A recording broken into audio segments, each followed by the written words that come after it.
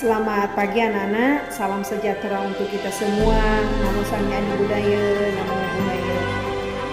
Teacher berharap Anda semua sehat selalu dan juga selalu semangat di dalam kegiatan PBM online ini.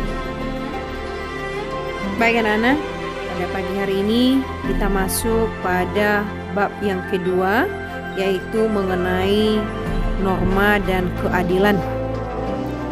Jadi materi kita pada pertemuan yang pertama pada bab kedua ini yaitu hakikat norma yang berlaku di dalam kehidupan bermasyarakat.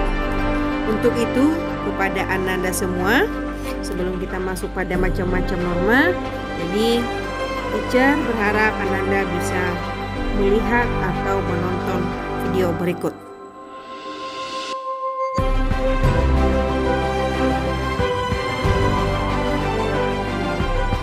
Di mana bumi dipijak, di sana langit dijunjung, merupakan pepatah yang berasal dari Sumatera Barat. Pepatah tersebut menggambarkan dengan tepat kewajiban kita untuk menaati aturan atau hukum yang hidup dalam masyarakat. Dengan menaati hukum, kehidupan yang aman, tertib, tenteram, dan damai seperti yang selalu kita dambakan akan tercipta.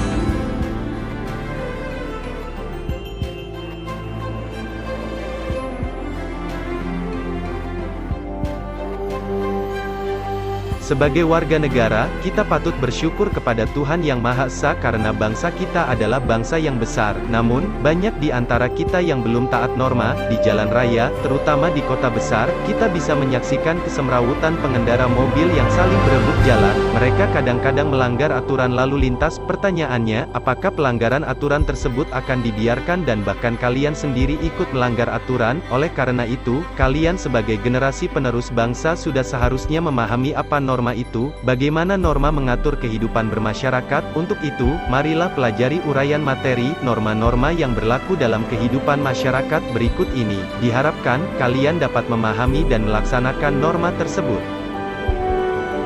A. Norma dalam kehidupan bermasyarakat.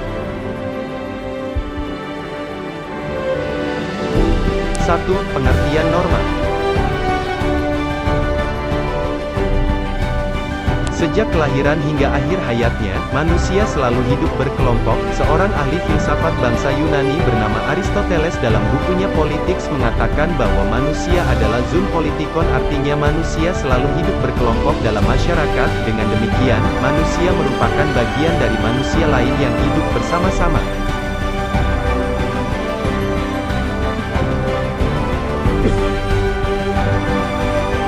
Manusia pada dasarnya memiliki dua kedudukan, yaitu sebagai makhluk sosial dan makhluk individu. Sebagai makhluk sosial, manusia selalu membutuhkan orang lain, oleh karena itu, ia akan tergabung dalam kelompok manusia yang memiliki keinginan dan harapan yang harus diwujudkan secara bersama-sama. Akan tetapi, sebagai makhluk individu, tiap orang memiliki perbedaan pemikiran dan perbedaan kepentingan.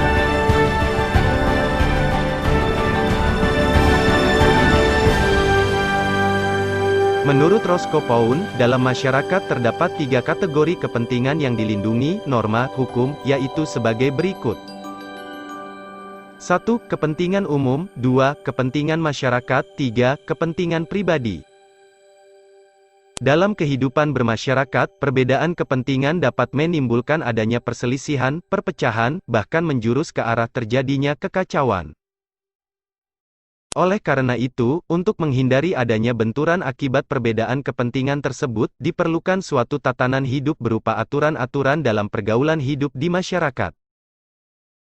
Tatanan hidup tersebut biasanya disebut norma. Norma dibentuk untuk melindungi kepentingan-kepentingan manusia sehingga dapat terwujud ketertiban dan kedamaian dalam kehidupan masyarakat.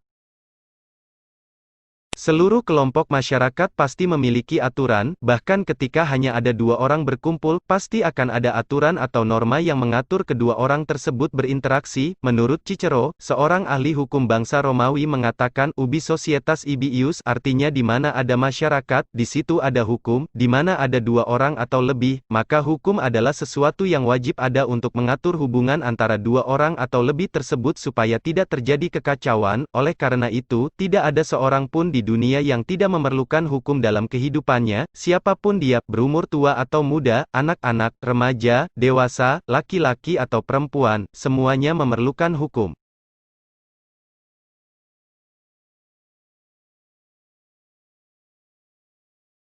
Setiap kelompok masyarakat memiliki perbedaan corak budaya dan sifatnya, oleh karena itu, aturan atau norma yang berlaku dalam setiap masyarakat tentu berbeda-beda. Norma pada hakikatnya merupakan kaedah hidup yang memengaruhi tingkah laku manusia dalam hidup bermasyarakat, juga dapat diartikan aturan atau ketentuan yang mengatur kehidupan warga masyarakat, dipakai sebagai panduan, tatanan, dan pengendali tingkah laku.